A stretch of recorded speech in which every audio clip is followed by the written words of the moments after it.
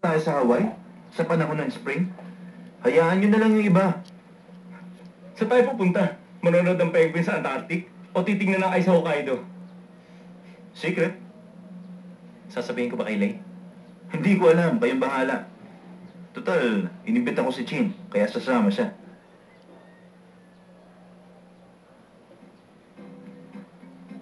Wow! Ang ganda ng dagat! Ang daming seagulls doon, oh! Ang ganda rito! Ay! Ano, Sunshine? Masaya ka ba? Siyempre naman masaya ako. Magmula nang pumasok ako sa Yingde, puro hirap na lang ang nararanasan ko. Tsaka lagi ako nakahanda sa gulo at nakahanda sa anumang bakbakan. Walang oras para magsaya. Ang sarap ng pakiramdam ko ngayon. Mainit ang hangin at parang tumitikit sa balat ko. Ang sarap ng pakiramdam ko! Sunshine, yan yung barko sasakyan natin, no? Pwede tayo mag-isda sa gabi dyan. Paano tayo mangingisda dyan? Pag gusto natin mag-isda, sasabihin natin sa kapitan. Ipapababa natin ng konti yung barkong yan sa kanya.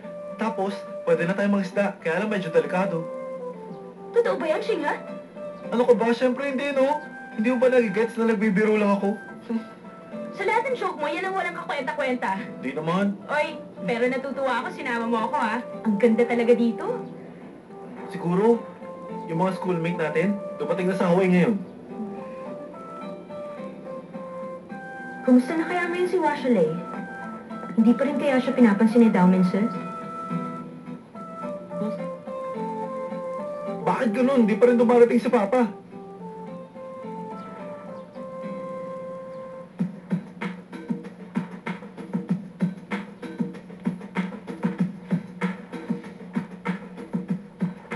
Parang pamilyar ang lalaking yan, ah.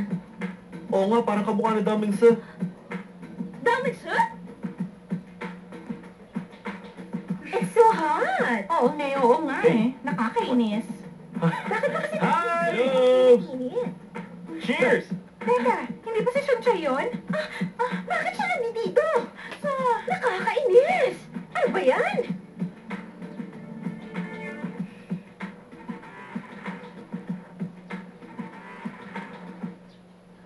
Anong ginagawa mo rito? Hindi ba pupunta ka sa Hawaii? Sinong gugustuhin pumunta sa boring na lugar na yon? Sa tingin ko, mas interesting pa mag-cruise. Nagpapatawa ka ba? Hindi mo ba alam? Nirentahan ng Papa ko ang barkong yan para gamitin namin. Nirentahan lang pala ng papa mo ang barkong yan eh. Pues para sabihin ko sa'yo, binili ko na yan. Ako na may-ari ng barkong yan. Huwag nga pala kayo mag-alala. Pwede nyo naman ituloy pagbabakasyon nyo eh. May isa pa akong binili para sa kanila. Sa sobrang saya nila, nakalimutan na lang nandito kayo. Siya nga pala. Kung gusto niyo pa rin ituloy ang biyahe ninyo, you're welcome aboard. Ayoko na! Huwag na lang! Huh. Sanjay! Nandito ka rin pala. Umakyat na tayo sa taas. Hindi naman kami sasama eh. Bakit naman? Hindi ba nagpaplano rin kayo mag-cruise? Siya nga pala, meron kaming party mamayang gabi. Punta kayong dalawa, ha? Please join us. Halika na. Teka, sandali lang. Iiwanan niyo ako rito. Kuwawa naman ako kung uuwi ako. Teka lang, hintayin niyo ako, ah. Halika na. Bakit nakatayo ka pa Iwan dyan? mo ako mag-isa eh. Ang ate-ate mo naman. Dalihan mo. Wow, tignan mo. Napakalawak ng dagat. Ay, ang sarap sa pakiramdam ng hangin.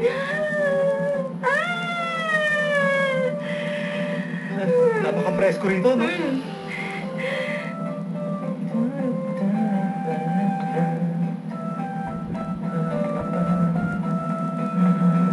Mas okay kung nasa Hawaii tayo, tumiinom habang nakatingin sa girls. Sabi kasi nung isa dyan, dadalhin na tayo sa lugar na mas maganda sa Hawaii. Dapat sinama ko yung girlfriend ko eh. Kaya nga nabobore ako dito eh. Hoy, Lay! Tulog ka na ba? Samahan mo uminom si Ase. Ang pangit na nga rito. Palalalayin niyo pa. Dahil hindi kayo nagpapansinan.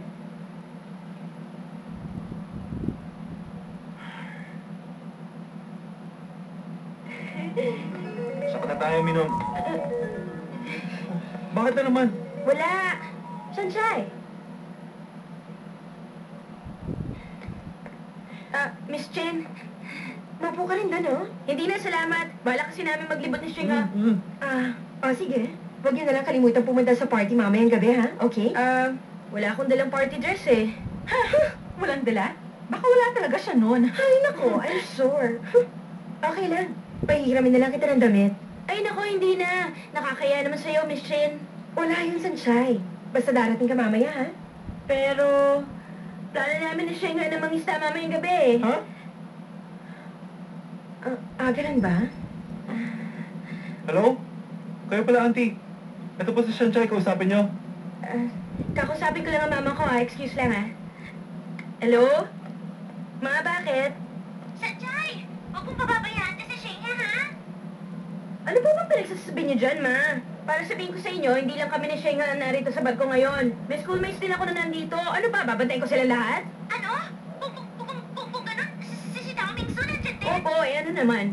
Naku, okay yan! Kaya nga pinilit ko makapasok ko sa Yale University eh, para makapag-asawa ka ng mayaman. Natutuwa ako marinig ka na nandyan siya. Huwag mo na palampasin ang pagkakataon, ha? Ewan ko sa inyo, mama. Ayoko na kayong kausapin. O, itong papa mo. Sanjay, may boyfriend ka palang mayaman eh. Anak, bakit ba pwede mo akong bigyan ng pera, ha? Anong klase mga magulang pa kayo? Hoy, teka! Cellphone ko yan! Wala po. That's cool! Okay, ah. Mo? Straight tsaka shiny. Magkaibigan na ba ulit sila Daumenso at Watsalay? Hindi pa yata. Si Azu naman kasi, parang bata. Tsaka napaka-bossy niya talaga. Si Lay, pinilit ko lang sumama dito. Sana nga maging friends na sila ulit.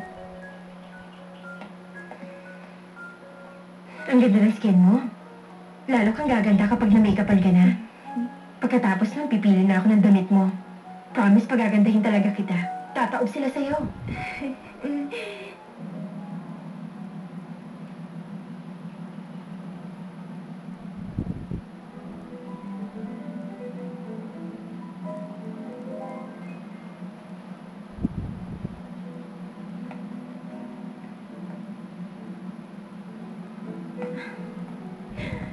Sarap ng food, ano?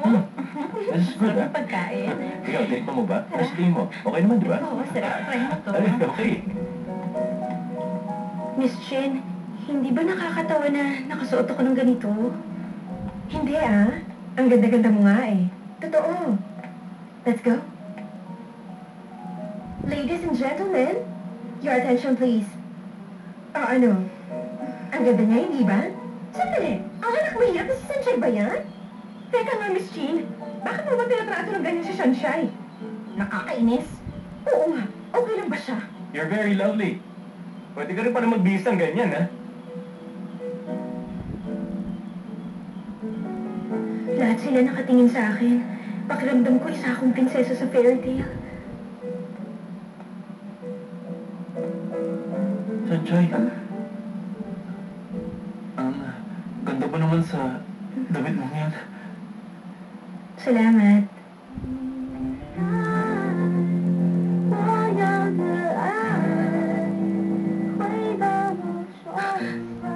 Si Daminso ang hinalikan ko. Gusto mo ba ng mas romantic? Ulitin natin. Layuan niya ako! Pinarusahan ako ng Diyos. Siguro dahil di nasusuot ng damit. Masyado ako natuwa at na-excite sa party. Sabi mo gusto ko si Sanchay. Let me tell you, ikaw, ang gusto ko. Hindi ako makakilos. Unti-unting nawawala ang lakas ko. Parang nanimikip ang dibdib ko.